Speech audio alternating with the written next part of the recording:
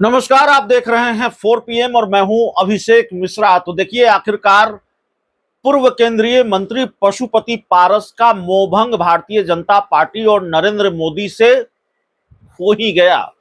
मोहभंग होना भी था क्योंकि मोदी जी अपने परिवार के साथ भी कभी कभी, या भारतीय जनता पार्टी अपने सहयोगी दलों के साथ भी कभी कभी कुछ ऐसा कर देती है, वो कहीं के नहीं रहते। और उदाहरण गिनाने को आऊं तो फिर बहुत सारे उदाहरण हैं। पहले उदाहरण ही गिना देता हूं, फिर पशुपति पारस की बात करेंगे, तब आपको सुनने में भी ज्यादा मजा आएगा कि भारतीय जनता पार्टी ने पहले किसके साथ क्या क्या किया है और फिर पशुपति पारस का मोहभंग क्यों हुआ है।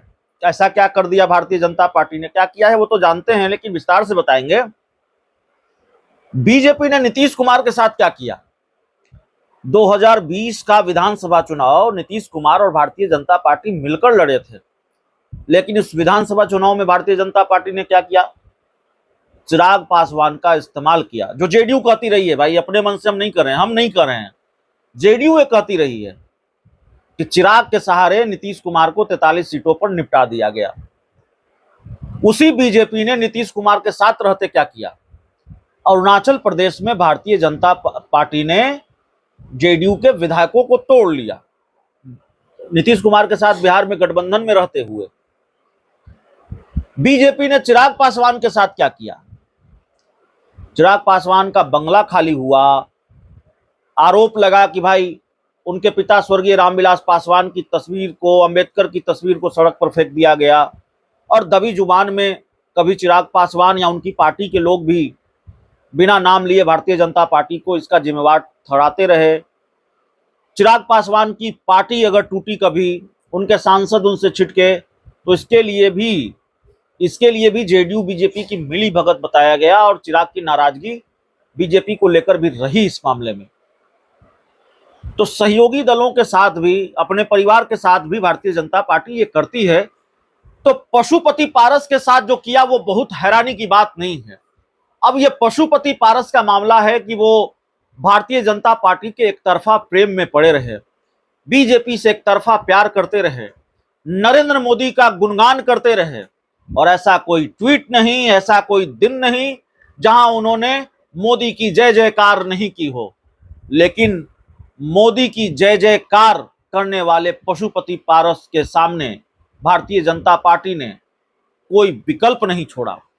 ऐसा गच्चा दिया पशुपति पारस कहीं के नहीं रहे, लोकसभा के चुनाव में एक भी सीट नहीं दी, और चिराग पासवान की झोली में 5 सीटें डाल दी, और पशुपति पारस के पास कोई विकल्प बचा नहीं है। अभी वो कहीं के नहीं है, लालू यादव के साथ बातचीत चल रही है, बात बनने की गुंजाइश अभी कम नजर आ रही है, और बहुत हद तक संभव है कि उनको लोकसभा चुनाव लड़ने का जो उन्होंने ऐलान किया है हाजीपुर से, उससे वो पीछे हट जाएगा। लालू प्रसाद यादव से बात बनी नहीं, क्योंकि फिर बहुत मुश्किल होगी चिराग पासवान को टक्कर दे पाना, या फिर उतने वोट भी हासिल कर पाना जिससे प्रतिष्ठा बच जाए, जिससे साख बच जाए।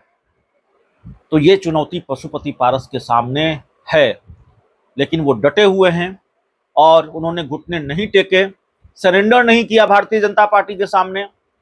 और आज पशुपति पारस का मोहभंग हो गया है। जो एक तरफा प्रेम उनका चल रहा था भारतीय जनता पार्टी के साथ, उससे उनका मोहभंग हो गया है। पशुपति पारस ने अपने नाम के आगे से मोदी का परिवार हटा लिया है। दरअसल किस तरह का एक तरफा प्रेम था, बीजेपी के प्रेम में किस तरह से पड़े थे, मोदी के प्रेम में किस तरह से पड़े थे पशुपति पारस, उसकी वानगी आप इस बात से समझिए कि जब पटना की एक रैली में लालू प्रसाद यादव ने मोदी के परिवार पर टिप्पणी की, तो भारतीय जनता पार्टी के बड़े बड़े नेता एक्स पर अपने नाम के आगे मोदी का परिवार लिखने लगे। पशुपति पारस भारतीय जनता पार्टी के नेता नहीं थे, वो सहयोगी दल के नेता थे, भाजपा के सहयोगी थे। चिराग पासवान ने नहीं लिखा, उपेंद्र कुशवाहा, जीतन राम मांझी ने नहीं लिखा, पशुपति पारस ने उत्साह में अपने नाम के आगे मोदी का परिवार लिखा। और मोदी का परिवार लिखा तो मोदी जी ने अपने परिवार के साथ क्या किया देख लीजिए। तो पशुपति पारस ने मोदी का परिवार हटा लिया है अपने नाम के आगे से, और अपने एक्स की प्रोफाइल पिक्चर से मोदी की तस्वीर भी हटा ली गई है। तो मोदी जी ने अपने परिवार के साथ किया, अब मोदी जी के परिवार पशुपति पारस ने मोदी जी के साथ ये किया है। भाई अब वो मोदी के परिवार नहीं है और इससे साफ हो गया है कि मोहभंग हो गया है। अब मोहभंग जब हो ही गया है तो क्या वो एनडीए से अलग होने का ऐलान भी करेंगे? क्या कारण है कि इतना सब कुछ हो जाने के बाद भी वो तमाम बातें कर रहे हैं, मेरे साथ अन्याय हुआ और राजनीति में कोई साधु की जमात नहीं होता, मैं हर हाल में हाजीपुर से चुनाव लड़ूंगा, मोदी का परिवार अपने नाम के आगे से उन्होंने हटा लिया, लेकिन एनडीए से अलग होने का आधिकारिक ऐलान क्यों नहीं कर रहे हैं? जाहिर है बात कहीं बनती हुई अभी दिख नहीं रही है, विकल्प कोई बेहतर विकल्प नजर नहीं आ रहा है या विकल्प ही नजर नहीं आ रहा है। इसीलिए पशुपति पारस शायद एनडीए से अलग होने का आधिकारिक ऐलान नहीं कर रहे हैं, लेकिन एनडीए में रहकर वो करेंगे भी क्या और ये एनडीए में वो हैं कैसे? एक तरह से बीजेपी ने तो उनको एनडीए से बाहर जाने का रास्ता दिखा दिया है, बीजेपी ने तो उनको एनडीए से बाहर का रास्ता दिखा ही दिया है।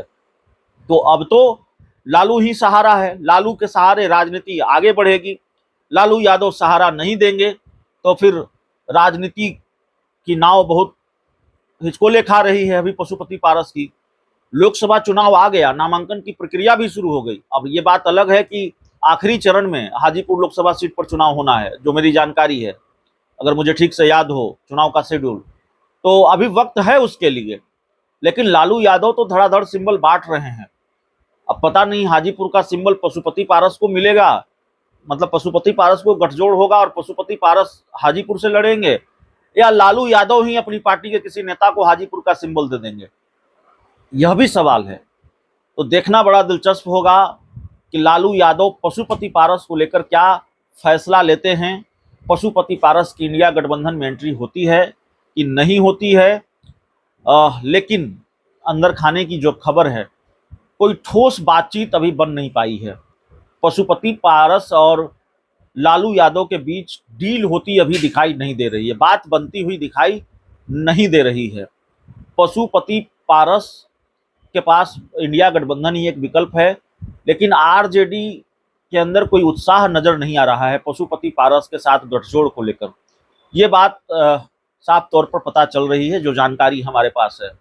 तो जाहिर है पशुपति पारस की एक मुश्किल यह भी है कि उनके साथ गठबंधन को लेकर बहुत उत्साह आरजेडी में नहीं है। तो इसका मतलब यह भी है कि पशुपति पारस के लिए अभी आरजेडी के दरवाजे बंद ही हैं, दरवाजे खुले नहीं हैं। तो देखना होगा क्या होता है, लालू यादव क्या फैसला लेते हैं।